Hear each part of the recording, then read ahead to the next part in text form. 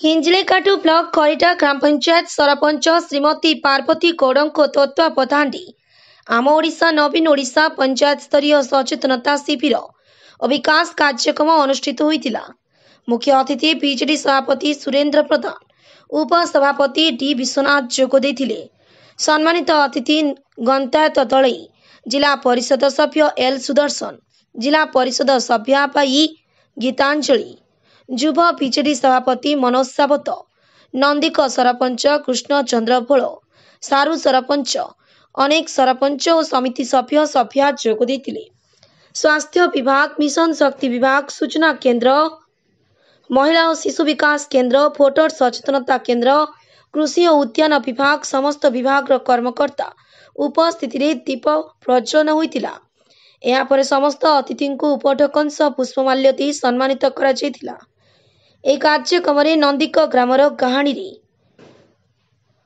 सरकार विभिन्न उन्नयनमूलक कार्य संपर्क में बुझाई कही ग्रामर कुनी कुनी पिला मानंकु नै रंगारंग और नृत्य परिवेषण करा जायतिला। पंचायत 3000 जनसमागम देखा मिलता। स्थानीय मान्य गण्य व्यक्ति माने मुख्यमंत्री को धन्यवाद जणाइतिले। नमस्कार। आज हिंजली पंचायत समिति खरीडा ग्राम पंचायत आम ओडिशा नवीन ओडिशा कार्यक्रम आरंभ हो जाइए। यही कार्यक्रम आम संगे अच्छा साथी डी विश्वनाथ बाबू, आत्मा चेयरमैन ब्लॉक हिंजली ब्लॉक, जिला परिषद 68 नंबर जून सान भाई सुदर्शन बाबू एवं हिंजली पंचायत समिति आसवा समस्त सरपंच जून एवं समिति सभ्या 67 नंबर जिला परिषद बहु संख्यार उपस्थित अच्छा समस्त माँ मौसी भाई भौणी मानक मोर आंतरिक धन्यवाद। आमे आज आपण पाखे आसीथिबा विभिन्न ग्राम पंचायत सरपंच समिति सभ्य भाई माने 67 नंबर एवं 68 नंबर जोन जिला परिषद सभ्य भाई माने एवं मोर साथी यही राजनैतिक बंधु पूर्वतन पंचायत समिति अध्यक्ष मुख्यमंत्री के प्रतिनिधि सुरेंद्र बाबू निकट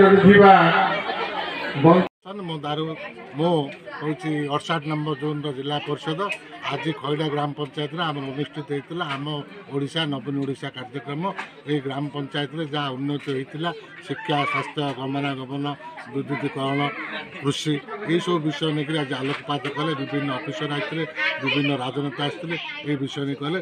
जगन्नाथ संस्कृति के उन्नति होती, परिक्रमा प्रकल्प केमती होती, माँ सामलेश्वर मंदिर गतकाली उद्घाटन होती, विभिन्न विषय नहीं आलोकपात कले।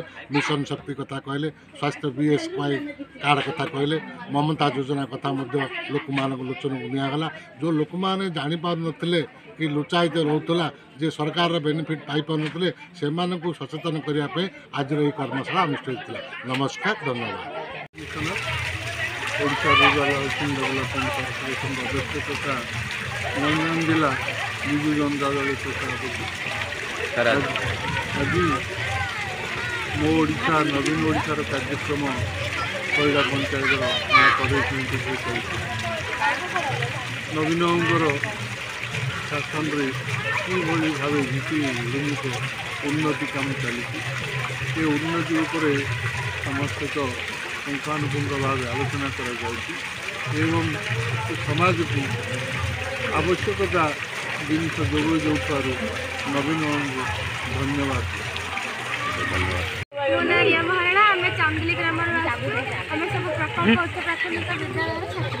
आज ये जो प्रशंसित दिल तुम्हें खैड़ा पंचायत रे जो परिश्रम जो प्रोग्राम चलता कौन कौन नारी सशक्तिकरण प्रोग्राम कौन नारी सशक्तिकरण पर कौन बुझेल टे माने नारी टी हेले ताकू न कि केमते हम ताकू पाळी पोषी बड़ करबा से विषय परफॉर्मेंस करबा।